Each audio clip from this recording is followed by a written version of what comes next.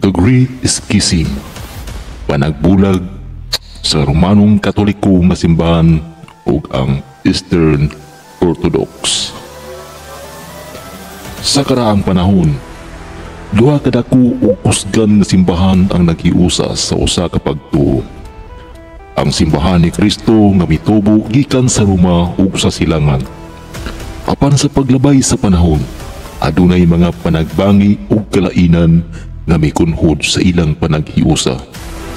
Hangtod kini nahimong dakong panagbulag nga gitawag o Great Schism niadtong 1054 AD. Sa sinugdan, usara ang simbahan sa tibuok Kristiyanong kalibutan. Ang Papa sa Roma sa kasadpan sa Western Church ug ang Patriarka sa Constantinople sa sidlakan ug Eastern Church nagtinabangay sa pagpanalipod sa pagtuo. Apan ang kalainan sa kultura, pinulungan ug politika nagsugod sa pagbungkag sa ilang panaghiusa. Ang mga Romano nagsulti og Latin, samtang ang mga Griego nagsulti og Greek. Ang mga Romano miila sa Papa, isip ulo sa tibuok simbahan. Apan ang mga Griego wala mosugot nga siya mauray labing gamhanan. Gusto nila nga pantay ang gahom sa mga patriarka sa tibuok Kristiyanong kalibutan. Usa sa mga hinungdan mao ang usa ka pulong magidugang sa kasadpang simbahan sa credo kung pagtuo. Ang kasadpan miingon nga ang Espiritu Santo gikan sa Amahan ug sa Anak. Apan ang sidlakan wala muuyon niini ug miingon nga gikan ra kini sa Amahan.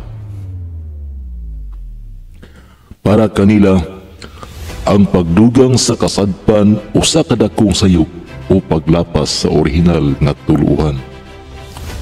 Sa politika, ang imperyo sa Byzantium sa sidlakan ug ang imperyong Romano sa kasadpan naglalis usab sa gahom.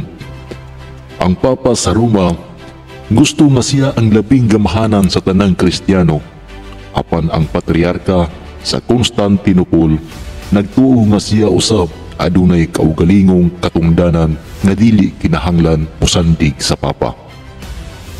Niadtong 1054 AD, si Cardinal Humbert, representante sa Papa, mibisita sa Constantinople aron istoryahan ang Patriarka nga si Michael Cerularius. Apan imbis nga magkasabot, nagkasukmagay sila. Ang Cardinal may pahamtang og excommunication sa Patriarka, pasabot nga gibulag siya sa simbahan. Sa kasuko, ang Patriarka usab mibaos og mipahamtang og excommunication batok sa mga sugo sa Papa. Mao kadto ang opisyal nga pagkabahin sa simbahan, ang Roman Catholic Church sa kasadpan ug ang Eastern Orthodox Church sa sidlakan. Human sa panagbulag, nagpadayon silang duwa sa ilang kaugalingong paagi sa pag-alagad sa Dios. Ang Roman Catholic Church nagpabilin sa ilawom sa Papa sa Roma, samtang ang Eastern Orthodox Church nagpabilin sa ilawom sa ilang mga patriarka. Sa daghang katuigan, naningkamot ang duha ka simbahan nga magpasaylo ug maghiusa pag-usab. Apan hangtod karon, bisan pa sa ilang panag-uban sa pag-ampo ug kalinaw, nagpabilin silang lahi nga mga simbahan. Ang sugilanon sa dakong panagbulag nagtudlo nga bisan ang mga tawo nga nagsunod sa usa ka Dios malahi gihapon kung walay pagkasinabtanay o pagpaubos. Ang tinuod nga pagtuo kinahanglan mag-uban sa gugma, pasaylo ug pagkahiusa, dili lang sa ngalan apan sa kasing-kasing